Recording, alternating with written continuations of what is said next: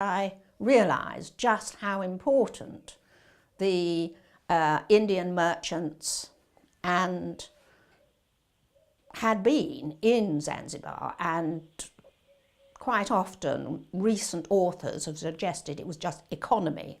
The economy, they were just interested in making money and profit. But in fact, I could see that they were involved much more in the politics even, and even in the ending of the slave trade as well, because it turned out that it was the Indian merchants who had prevailed upon the Sultan to close the slave markets, and it was their determination that, and the realisation that if he didn't close them, he was going to lose all the trade and everything, that finally pushed him into agreeing.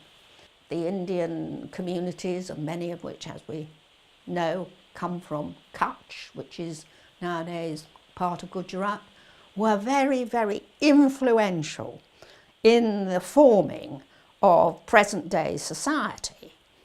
Quite a few of the railway workers actually ended up staying in Kenya, and the little shops, they quite often followed the route of the railway line, and because of course they were close to the communications for provisions, and that is where the first shops really started.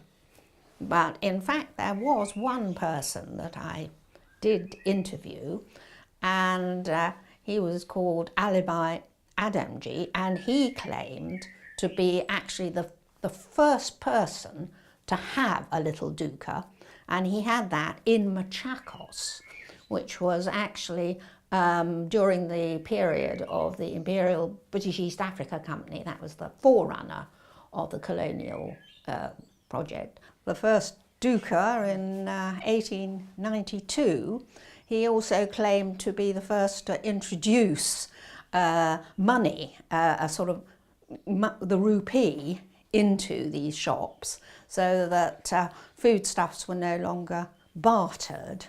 I definitely felt that the Gujaratis were very family orientated, and it was this sense of family and family network that had in fact probably made them so successful in business.